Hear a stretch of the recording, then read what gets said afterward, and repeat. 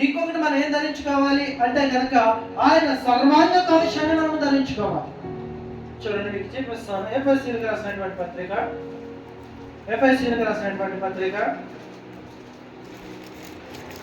6వ అధ్యాయము 13వ వచనం నుంచి చదువుదాం. చూడండి, 6వ అధ్యాయము 13వ వచనం నుంచి మనం చదువుదాం.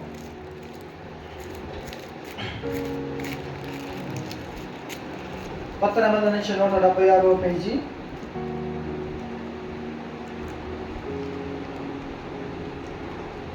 మనం క్రీస్తు నామమును ఎందుకు ధరించుకోవాలంటే మొదటిగా ఆయన మన పాపములన్నింటి కొరకై మరణించి, సిలువలో మరణించి ఆయన రక్తాన్ని కాల్చిన తరువాత, ఆయన సమాధి చేయబడిన తర్వాత మరలా తిరిగి అయినా లేచి ఉన్నాడు. అందు నిమిత్తమే మనం ఆయన్ని విశ్వసించాలి. హల్లెలూయా. ఆయన లేచి ఉండడమే కాకుండా ఆయన ఏమంటున్నాడంట, ఇదిగో నేనుండు ప్రదేశంలో మీరు ఉండేలాగా నేను మరలా వచ్చి నేను మిమ్మల్ని తీసుకొని వెళ్తాను అటువంటి విశ్వాసాన్ని, నిరీక్షణను మనం కలిగి ఉండాలి. ఇక చూడండి, ఎఫెసీయులకు రాసిన పత్రిక 6వ అధ్యాయము 13వ వచనం నుంచి చదువుతాం.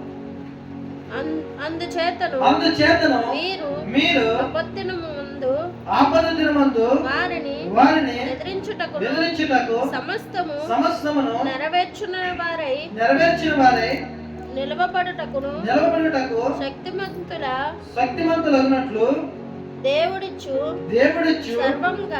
సర్వాంగ కవచమును ధరించుకోండి. హల్లెలూయా. దేవుడిచ్చు సర్వాంగ కవచమును మనము ధరించుకోవాలంట. ఎందుకు సర్వాంగ కవచమును మనం ధరించుకోవాలి అని అంటే కనుక, ఈ లోకంలో మనము పోరాడేది ఎవరితోనే అంటే కనుక ఈ లోకంలో మనం పోరాడేది ఎదుటి వ్యక్తులతో కాదు, ఈ లోకంలో ఉన్నటువంటి జంతువులతో లేదంటే పక్షులతోనో కాదు. మరి వేటితో మనం పోరాడుతున్నాము? ఎందుకు సర్వాంగ కవచాన్ని దేవుడు మనకి ఇస్తున్నాడు? ఆయన ఆత్మ కవచాన్ని మనకి ఎందుకు ఇస్తున్నాడు?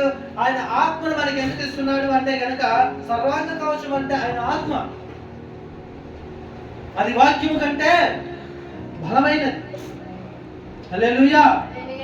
అయితే ఆయన ఆత్మను మనకి ఎందుకు ఇస్తున్నాడు అని అంటే కనుక, చూడండి, పైన చదువుతాము 11వ వచనం. మీరు ఆ పైన చదువుతాము 10వ వచనం నుంచి చదువుతాము. తుదకు ప్రభువు యొక్క మహాశక్తిని బట్టి ఆయన యందు బలవంతులయ్యుండి. ఆయన శక్తిని బట్టి, మహాశక్తిని బట్టి మనం బలవంతులమై ఉండాలంట. ఆయన శక్తిని మనకి ఇస్తున్నాడు. మీరు అపవాది తంత్రములను ఎదిరించుటకు శక్తిమంతులగునట్లు దేవుడిచ్చు సర్వంగా కవచమును ధరించుకొనుడి. ఏలయనగా మనము పోరాడునది శరీరులతో కాదు, ప్రధానులతోనూ అధికారులతోనూ ప్రస్తుత అంధకార సంబంధులకు లోకనదులతోనూ ఆకాశ మండలయందున్న దురాత్మల సమూహమును పోరాడుచున్నాము. హల్లెలూయా. వేటితో పోరాడుతున్నామంట? దురాత్మలతో పోరాడుతున్నామంట, అంధకార శక్తులతో పోరాడుతున్నామంట, అంతేకాకుండా ప్రధానులతో పోరాడుతున్నామంట. ప్రధానులు అంటే ప్రధానమంత్రి అనుకున్నారనక, ప్రధానులు అంటే ప్రధానమంత్రి కాదు. అయితే పరలోక రాజ్యంలో ఉన్నటువంటి కొన్ని ప్రధానమైన దేవదూతలు దేవునికి వ్యతిరేకముగా వారిలోనికి గర్వం రావడం వల్ల అవి త్రోసివేయబడ్డాయి. ప్రధాన దూత త్రోసివేయబడింది. ఆ దూత దేవునికి వ్యతిరేకముగా జనాన్ని తయారు చేసుకోవడం కొరకే కొంతమంది దేవదూతలను తయారు చేసుకుంది. ఈ లోకంలోనికి వచ్చి మనుషులు కూడా దేవునికి వ్యతిరేకముగా చేద్దామని చెప్పేసి ఆ వారి జనాలను కూడా వారి వైపు లాక్కుంటూ ఉంటుంది. వారు ప్రధానమైన ఆ దేవదూతలతో మనము యుద్ధం చేస్తున్నాము. అవి ఏం చేస్తాయి అంటే, లోకంలో క్రీస్తుని కలిగి ఉండకూడదు, నీవు నిత్యత్వంలోనికి వెళ్ళకూడదు, నిత్య జీవంలోనికి నీవు ప్రవేశించకూడదు అని చెప్పేసి అవి ఏం చేస్తుంటే లోపరుచుకుంటుంటాయి. ఏం చేస్తుంటాయంట? ఈ లోపరుచుకుంటూ ఉంటాయి. ధనము చూపించి, డబ్బును చూపించి, అహంకారాన్ని చూపించి, స్వార్థాన్ని చూపించి, చెడు స్నేహాన్ని చూపించి, ఇటువంటి వాటి అన్నింటినీ చూపించి అది ఏం చేస్తుందంట? లోపరుచుకుంటాయి. అందుకే దేవుడు ఏమంటున్నాడంటే, ఇదిగో నా ఆత్మను మీకు ఇచ్చి ఉన్నాను, సర్వాంగ కవచాన్ని నీకు ఇచ్చి ఉన్నాను, వాటితో నువ్వు జాగ్రత్తగా యుద్ధం చేయని చెప్పేసి ఆయన అంటున్నాడు. హల్లెలూయా. అందుకే మనం ఏం చేయాలి అంటే ఆ సర్వాంగ కవచాన్ని ధరించుకోవాలి. హల్లెలూయా. ఏం చేయాలంటే సర్వాంగ కవచాన్ని మనము ధరించుకున్న వారిగా ఉండాలి. అప్పుడు ఏమవుతుంది అంటే మనకి విలువ పెరుగుతుంది. ఈ లోకంలో ఉన్న వాటన్నింటినీ మనం తుడిచివేసి, అంటే విలువలు అనే మాటకి వస్తే కనుక ఈ లోకంలో మనుషులు విలువగా చూడాలి, మనుషులు విలువగా చూడాలి, మనుషులే మనం విలువగా చూడాలనుకుంటాం. కానీ మనుషులు మనం విలువగా చూసినా చూడకపోయినా మన విలువ ఎక్కడ పెరగాలి అంటే ఆ దేవాతి దేవుని దగ్గర పెరగాలి. హల్లెలూయా. ఈరోజు నీ దగ్గర ఏమీ లేదని మనుషులు నిన్ను కించపరచవచ్చు, నీ దగ్గర ఏమీ లేదని చెప్పేసి మనుషులు నిన్ను దూషించవచ్చు. ఒకనొక రోజు దేవుడు నిన్ను బహుగా ఆశీర్వదించబోతున్నాడు. హల్లెలూయా. ఆ రోజు కించపరిచినటువంటి మనుషులే నీ దగ్గరకు వచ్చి నేను పొగుడుతారు. లేదు, ఈ రోజు నీ దగ్గర చాలా డబ్బు ఉంది, లేదంటే బంగారం ఉంది, లేదంటే గొప్ప పేరు ఉంది, ఈ రోజు మనుషులందరూ నీ దగ్గరకు వచ్చి ఉంచవచ్చు. కానీ ఒకనొక రోజు అవన్నీ నీ నుంచి వెళ్ళిపోయినప్పుడు మనుషులు కూడా నీ నుంచి వెళ్ళిపోతారు. దీన్ని జాగ్రత్తగా గమనించుకోవాలి. అన్నీ ఉన్నప్పుడు అందరూ ఉంటారు, ఏమీ లేనప్పుడు ఎవరు ఉండరు. కానీ నీ దగ్గర ఏమి ఉన్నా ఏమి లేకపోయినా ఆ నశుడైన యేసుక్రీస్తు ప్రభువారి నామాన్ని నువ్వు ధరించుకుంటే ఆయన ఆత్మ నిత్యము నీతో ఉండాలి. హల్లెలూయా. ఎక్కడైనా అంటున్నాడు, ఇదిగో నా సర్వాంగ కవచాన్ని నీకు ఇస్తున్నాను అంటున్నాడు. ఆయన మహాశక్తి కలిగినటువంటి ఆ ఆత్మను బట్టి ఆయన ఏమంటున్నాడంట, ఆయన యందు బలవంతులై ఉండేది అంటున్నాడు. హల్లెలూయా. మనం ఆయన యందు బలవంతులు అవ్వాలి. ఈ లోకంలో ఎవరో ఏదో అంటున్నారు, లేదంటే నా శరీరంలో ఏదో బలహీనత వచ్చింది, దాన్ని బట్టి మనము కృషించిపోకూడదు, కృంగిపోకూడదు. ఏం చేయాలంట, మనలో ఉన్నటువంటి ఆత్మను బట్టి మనము బలమును పుంజుకుంటూ ఉండాలి. హల్లెలూయా. ఇది రెండవది, సర్వాంగ కవచమును మనము ధరించుకోవాలి. ఇక మూడవదిగా మనం ఏం ధరించుకోవాలి అని అంటే కనుక చూడండి, సామెతల గ్రంథము 3వ అధ్యాయము, సామెతల గ్రంథము 3వ అధ్యాయము, త్వరగా ముగిద్దాం, సమయం అయిపోతుంది. సామెతల గ్రంథము 3వ అధ్యాయము 3వ వచనంలో ఒక మాట ఉంటుంది, చూద్దాం. చూడండి, దయను సత్యమును ఎన్నడను నిన్ను విడిచిపోనియ్యకుము వాటిని కంఠభూషణముగా ధరించుకొనుము. హల్లెలూయా. ఏంటంట, ఏదేంటి అంటాడంట, దయను సత్యమును. మనము మన పొరుగు వారిని పట్ల ఏం కలిగి ఉండాలంటే దయను కలిగి ఉండాలి. ఆ దయ లేదు అనుకోండి, మనము దేవుడిని స్వతంత్రించుకోలేము, దేవుని రాజ్యాన్ని స్వతంత్రించుకోలేము. మనం ఏం కలిగి ఉండాలంట, ఇప్పుడు పొరుగు వారికి శ్రమ వచ్చింది అనుకోండి, నాకెందుకు లేదు, మనం ఎప్పుడు వెళ్ళిపోకూడదు. ఏం చేయాలి, మనకు తోచినటువంటి సహాయం మనము చేసి వారిని ఆదరించాలి. ఆ దయను మనం కలిగి ఉండాలి. అంతేకాకుండా ఇంకోటి ఏంటంటే సత్యమును మనం కలిగి ఉండాలి. మనం ఎందుకు సత్యాన్ని కలిగి ఉండాలంటే మన దేవుడు ఎవరు అంటే కనుక సత్యవంతుడు. ఆయన ఉన్నవాడు, జీవించి ఉన్నవాడు, ఆది యందు జీవించి ఉన్నవాడు, అంతము యందు జీవించి ఉన్నవాడు, ప్రస్తుతం కూడా జీవించి ఉన్నవాడు. హల్లెలూయా. కాబట్టి మనం ఆ సత్యమును మనము విడిచిపోకూడదు. దేవుని దయను మనము పొందుకున్న వారిగా ఉండాలి, ఆ సత్యమును మనం పొందుకున్న వారిగా ఉండాలి. ఆ రెండింటిని మనము విడిచిపెట్టామనుకోండి, దేవుని మనము ధరించుకోలేము, దేవుని రాజ్యమును మనం స్వతంత్రించుకోలేము. హల్లెలూయా. దయను సత్యమును ఎన్నడను నిన్ను విడిచిపోనీయకుము. అంటే మనము దేవుడిని విడిచిపెట్టామనుకోండి, నా దేవుడు ఏం చేస్తలేదు కదా, దేవుడు ఏ కార్యాలు చేస్తలేదు కదా, నేను ఎంతగా నమ్ముకుంటున్నాను, ఆ దేవుడిని నమ్మని వారు అందరూ కూడా ఆరోగ్యంగా ఉన్నారు, నేనేంటి అనారోగ్యంగా ఉన్నాను అనేటువంటి ఆ ఫీలింగ్ కూడా నీలోనికి రానివ్వకుండా నువ్వేం చేయాలంటే విశ్వాసముతో నీవు దేవుని దయను పొందుకునే బిడ్డగా ఉండాలి. ఈ లోకంలో నీకు శ్రమలు ఉండొచ్చేమో, కానీ ఒకనొక రోజు రాబోతుంది, అప్పుడు నీవు సంతోషిస్తావు. హల్లెలూయా. ఈ లోకంలో నీకు విశ్వాసము బలముగా ఉందనుకో, ఇక నీవు కృంగిపోవలసినటువంటి పని నీకు లేదు. ఎందుకంటే ఈ లోకంలో నీకు శ్రమలు వచ్చాయి, ఇబ్బందులు వచ్చాయి, ఆటంకాలు వచ్చినాయి, ఎన్ని వచ్చినా సరే నువ్వు కృంగిపోవాల్సినటువంటి పని లేదు. ఎందుకంటే ఒకనొక రోజు రాబోతుంది. ఆ రోజు నీవు బంగారు సింహాసనం దగ్గర కూర్చుంటావు. హల్లెలూయా, చప్పట్లు కొడతాము. బంగారు సింహాసనం ముందట మనం నిలబడతాము. బంగారు వీధుల్లో మనం నడుస్తాము.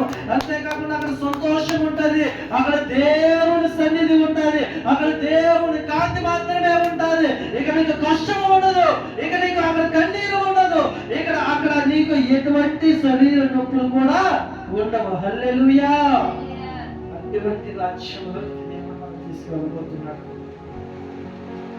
కాబట్టి మనం అటువంటి విశ్వాసాన్ని కనుకోవచ్చు. ఎప్పుడైతే ఈ దయను సత్యమును మనం పట్టుకొని ఉంటామో అటువంటి రాజ్యమును మనం స్వతంత్రించుకోగలము. హల్లెలూయా. కాబట్టి దయను సత్యమును కూడా మనము మూడవదిగా ధరించుకొని ఉండాలి. ఇక నాలుగవదిగా చూడండి, ఎఫెసీయులకు రాసినటువంటి పత్రిక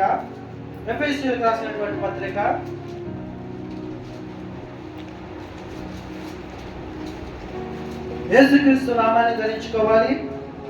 రెండవదిగా దేన్ని ధరించుకోవాలన్నాను? సర్వాంగ కవచమును ధరించుకోవాలి. ఇక మూడవదిగా నేను ఏం చెప్పి ఉన్నాను అంటే కనుక దయను సత్యమును, ఆయన దయను ఆయన సత్యమును మనం ధరించుకునేవారుగా ఉండాలి. ఇక నాలుగవదిగా వచ్చేసి ఏమిటి అంటే కనుక ఎఫెసీయులకు రాసిన పత్రిక 4వ అధ్యాయము 24వ వచనంలో మనం చూసినట్లయితే అక్కడ ఇలా రాయబడి ఉన్నది. నీతియు యథార్థమైన భక్తియు గలవారై దేవుని పోలికగా సృష్టింపబడిన నవీన స్వభావమును ధరించుకొనవలెను. హల్లెలూయా. నవీన స్వభావం. మీ మనవలకి ఏం పేరు పెట్టాము? నవీన. నవీన అంటే అర్థం తెలుసా నీకు? ఏంటి అర్థం నవీన అంటే క్రొత్తదనము. హల్లెలూయా. క్రొత్తగా అని అర్థం నవీన అంటే. క్రొత్తదిగా. పాత రోత జీవితాన్ని విడిచిపెట్టి మనం ఏం చేయాలంటే నవీన స్వభావాన్ని ధరించుకోవాలి. నవీన స్వభావం ఎలా ఉండాలి అంటే క్రీస్తు స్వరూపంలోనికి మార్చబడిన దానిగా ఉండాలి. క్రీస్తు స్వరూపంలోనికి మార్చబడిన దానిగా ఉండాలి. నవీన స్వభావంలో మనం ఎలా ఉంటాం? కొత్తదిగా మార్చబడినటువంటి జీవితం. ఇప్పుడు పాత రోత జీవితం ఎలా ఉంది? పాత రోత జీవితం ఎదుగో బాధలతోనూ, నిందలతోనూ, అసూయలతోనూ, భయంకరమైనటువంటి చెడు దినాలు, నిజమైన దేవుని ఆరాధించలేనటువంటి దినాల్లో ఉండి ఇప్పుడు మనం ఎలా ఉండాలి అంటే నవీన స్వభావంలోనికి రావాలి. ఇక మనము క్రీస్తుని ఎలాగా ధరించుకున్నప్పుడు, క్రీస్తుని మనము ధరించుకున్నప్పుడు, క్రీస్తు నామమును మనం ధరించుకున్నప్పుడు మనకి ఏ స్వభావం ఉండాలంట? నవీన స్వభావం ఉండాలి. మరి నవీన స్వభావం ఎలా ఉండాలి? చివరిగా నేను మాటలు చెప్పి ముగిస్తాను. చూడండి, కొలస్సీయులకు రాసినటువంటి పత్రిక నవీన స్వభావం ఎలా ఉండాలి, కొత్తగా జన్మించిన వారు ఎలా ఉంటారు అని అంటే కనుక మీకు తెలిసినటువంటి మాటలు మరొకసారి నేను ప్రస్తావిస్తున్నాను. చూడండి, కొలస్సీయులకు రాసినటువంటి పత్రిక 3వ అధ్యాయము 12వ వచనం నుంచి చదువు. కాగా దేవుని చేత ఏర్పరచబడిన వారును పరిశుద్ధులను ప్రియులైన వారికి అంటే క్రీస్తు స్వభావం, క్రీస్తు యొక్క నామాన్ని ధరించుకునేటువంటి బిడ్డలు ఎవరైతే ఉన్నారో వారిని గురించి అంటున్నాడు. ఏర్పరచుకోబడిన వారు అంటే క్రీస్తు నామాన్ని ధరించుకున్న వారు. చూడండి, మీరు ఎలా ఉండాలంట? చూడండి, 12వ వచనం సగం చదువు. తగినట్లు మీరు జాలిగల మనస్సును దయాలత్వమును వినయమును సాత్వికమును దీర్ఘశాంతమును ధరించుకొనిడి. హల్లెలూయా. ఇక యేసు నామమును ఎప్పుడైతే మనము ధరించుకుంటామో వారు నూతనముగా మార్చబడిన తర్వాత, నవీన స్వభావాన్ని ధరించుకున్న తరువాత ఇక వారిలో ఏముంటాయంట? జాలిగల మనసు ఉంటుందంట. దేవుని మనసు ఎలాంటిదంట? జాలిగల మనసు. అందుకే క్రీస్తుని కలిగి ఉండమని చెప్పేది. ఆ క్రీస్తుని కలిగి ఉంటే మనం ఎలా ఉంటామంట? జాలి కలిగిన మనసు ఉండాలి మనకి. అంతేకాకుండా ఇంకేముంటదంట? దయాలత్వం ఉంటుంది మనకి. ఇంకేముంటదంట? ఆయన ఆశ్రయించడానికి వినయం ఉండాలి. ఇంకేముండాలంట? సాత్వికం ఉండాలి. జ్ఞానయుక్తముగా మనం మాట్లాడేటువంటి స్థితి కలిగి ఉండాలి. ఇంకేముండాలంట? దీర్ఘశాంతం ఉండాలి. హల్లెలూయా. చాలా మందికి లోపించేది అదే, ఇంక్లూడింగ్ నాకు కూడా అనేక సార్లు ఈ దీర్ఘశాంతాన్ని నేను కోల్పోయి కోపానికి గురవుతూ ఉంటాను. కానీ మరలా వెంటనే దాన్ని నేను సర్దిద్దుకొని నా దేవుడు దీర్ఘశాంతం కలిగి ఉండమన్నాడు కదా. నా దేవుడు ఎంతమంది నా దేవుడు ముఖం మీద ఉమ్మి వేసి పిడుగు తిరుగుద్ది నెత్తి మీద ముళ్ళ కిరీటము పెట్టినా సరే ఆయన తండ్రితో ఇలా అంటున్నాడు కదా, ఇదిగో తండ్రి వీరేం చేయిస్తున్నారో వీరెరుగున కనుక వీరిని క్షమించండి అని పలికినటువంటి మాటలు నేను జ్ఞాపకం చేసుకుంటుంటాను. అవును కదా, నా ప్రభువు తన శత్రువులను సైతం ప్రేమించినటువంటి గొప్ప దేవుడు. హల్లెలూయా. అలాంటిది నేను నా ఇంటి వారిని ప్రేమించలేనా అని చెప్పేసి అనుకుంటూ నేను ఇటువంటి ఆలోచన కలిగి వెంటనే నేను మళ్ళా నన్ను నేను సర్దుబాటు చేసుకొని ఆ దీర్ఘ శాంతాన్ని కనపరిచేటువంటి స్థితిని కలిగి ఉంటూ ఉంటాను. అంతేకాకుండా ఇంకేమంటాడంట? అది ధరించుకోవాలంట. ఎవడైనాను తనకు హాని చేసినని ఒకడొకరిని ఎడల ఒకరినొకడు సహించుచు ఒకరినొకడు క్షమించుడి. ప్రభువు మిమ్మల్ని క్షమించులాగున మీరును క్షమించుడి. హల్లెలూయా. ఫస్ట్ మనము క్షమించబడాలి అంటే మనం ఏం చేయాలంట? మన ఎదుటి వారిని మనము క్షమించేవారిగా ఉండాలి. ఈరోజు నీకు ఎవరిదైనా శత్రుత్వం ఉందా? అయితే ఇదిగో ప్రభు అంటున్నాడు, నేను నిన్ను క్షమించాలంటే బిడ్డ నీవు ముందు నీ శత్రువును క్షమించు అని చెప్పేసి మనం యేసుక్రీస్తు నామాన్ని మొట్టమొదటిగా ధరించుకున్నాము అనుకోండి, ఆటోమేటిక్గా ఆయన ఏం చేస్తారంటే మనకి సర్వాంగ కవచాన్ని ధరింపజేస్తాం. అంతేకాకుండా ఆయన దయను ఆయన సత్యమును మనకి ధరింపజేస్తాడు. అంతేకాకుండా ఇంకేం చేస్తానంటున్నాడు? ఆయన నవీన స్వభావాన్ని మనకి ఇస్తానంటున్నాడు. అంతేకాకుండా ఇంకేం చేస్తున్నాడంట? ఆయన జాలిని, ఆయన దయాళత్వాన్ని, వినయమును, సత్వికమును, దీర్ఘశాంతమును కూడా మనకి ధరింపజేస్తున్నాడు. ఇవన్నీ మనం ధరించుకోగలిగితే, అవన్నీ మనం కలిగి ఉండగలిగితే ఈ లోకంలో ఉన్నది ఏది కూడా మనకి ఇచ్చేటువంటి అంటే ఇవి ఇచ్చేంత ఘనత ఈ లోకంలో ఉన్నది ఏది కూడా మనకి ఇవ్వలేదు. హల్లెలూయా. ఇందాక చెప్పాను కదా, వజ్ర వైడూర్యాలు ఉన్నాయని చెప్పేసి ఆ వజ్ర వైడూర్యాలు ఏమీ కాదు. ఏమంట? ఇవే జాలి తత్వము, దయాలత్వము, వినయము, సాత్వికము, దీర్ఘశాంతము. ఇవి కానీ మనం ధరించుకొని ఆ యొక్క ఉద్దేశంతో మనం బయటికి వెళ్ళగలిగాం అనుకోండి, ఆ యొక్క బైబిల్ పట్టుకొని మన ఆ వాక్యం పట్టుకొని మనం రోడ్డు మీదకి వెళ్ళగలిగాం అనుకోండి, అప్పుడు ఒకవేళ ఎవరైనా సరే నిన్ను చూసి ఏమనుకుంటారంటే, అమ్మో ఆయన దేవుని కుమారుడు, దేవుని బిడ్డరా అంటారు. ఆమె దేవుని నమ్ముకున్నటువంటి ఆమె కాబట్టి మనం ఎన్ని కోరాన్ని ఏమన్నా సరే ఏమందో వెళ్ళిపోద్ది. ఎందుకంటే ఆమె దేవుని చూసుకుంటాడని చెప్పేసి ఆమె అంటూ ఉంటుంది అని చెప్పేసి ఆమె ఎందుకు మనం గొడవ అని చెప్పేసి వాళ్ళు కూడా సరిగ్గా వెళ్ళిపోతారు. నిజంగా మనం క్రీస్తునామాన్ని ధరించుకోగలిగితే ఆయన మనల్ని అద్భుతంగా చేయబోతున్నాడు. హల్లెలూయా. ఈ లోకంలో ఘనతను నువ్వు కోరుకుంటే కనుక ఇదిగో దేవుడు అంటున్నాడు, ఈ లోకంలో వచ్చే ఘనత కంటే నేను ఇచ్చే ఘనత నీకు ప్రాముఖ్యమైనది. హల్లెలూయా. అటువంటి స్థితి కలిగి ఉండాలని దేవుడు ఈ రోజు నాతో మాట్లాడుతున్నాడు. కాబట్టి ఎంతవరకు నీవు ఒకవేళ ఈ లోకంలో ఉన్న దానిలో ఉన్న ఇదిగో ఏమి తిందుమా, ఏమి త్రాగుదామా, ఏమి ధరించుకుందామా అని ఇప్పటి వరకు నీవు ఆశపడ్డావేమో, కానీ ఇక్కడ నుంచి మనకు ఉండాల్సినటువంటి గురువు ఒక్కటే. ఏమిటంట? ఏమి ధరించుకుందామా, ఏమి తిందామా, ఏమి త్రాగుదామా అనే దానికంటే అన్నింటికంటే మొట్టమొదటిగా నా నీతిని, నా రాజ్యమును వెతుకు, అప్పుడు సమస్తమును నేను నీకు దయచేస్తాను అని ఏ రీతిగా ప్రభు వారు అంటున్నారో అట్లయితే ఆయన రాజ్యమును వెతికి, ఆయన నామమును వెతికి, ఆయన నామమును మనం ధరించుకోగలిగితే ఆయన ఆత్మను ఆయన మనకి ధరింపచేస్తున్నాడు, ఆయన సత్యమును మనకి ధరింపచేస్తున్నాడు, ఆయన నీతిని మనకి ధరింపచేస్తున్నాడు. అంతేకాకుండా నవీన స్వభావాన్ని మనకి ఆయన ధరింపచేయబోతున్నాడు. అంతేకాకుండా ఆయన ఏం చేస్తున్నాడంటే అనేకమైనటువంటి వరాలతో మనల్ని ఆయన నింపబోతున్నాడు. హల్లెలూయా. కాబట్టి ఈరోజు నువ్వు ఏం ధరించుకుంటున్నావు? యేసయ్య నామాన్ని ధరించుకుంటున్నావా? లోకంలో ఉన్నటువంటి నేత్రాశ శరీరాశ జీవం ధరించుకుంటున్నావా? అయితే జాగ్రత్త బిడ్డ, నువ్వు ఏ మార్గాన్ని ఎన్నుకుంటున్నావు, ఎటువైపు వెళ్తున్నావు, దాన్ని నువ్వు గ్రహించుకొని దాని ప్రకారం నువ్వు జీవించగలిగితే కనుక దేవుడు నిన్ను నిండాలుగా దీవించబోతున్నాడు. ఆయన రాజ్యంలో నిన్ను స్థిరపరచబోతున్నాడు. అటువంటి స్థితిని దేవుడు మనందరికీ దయచేయును గాక. ఆమేన్. ఆమేన్.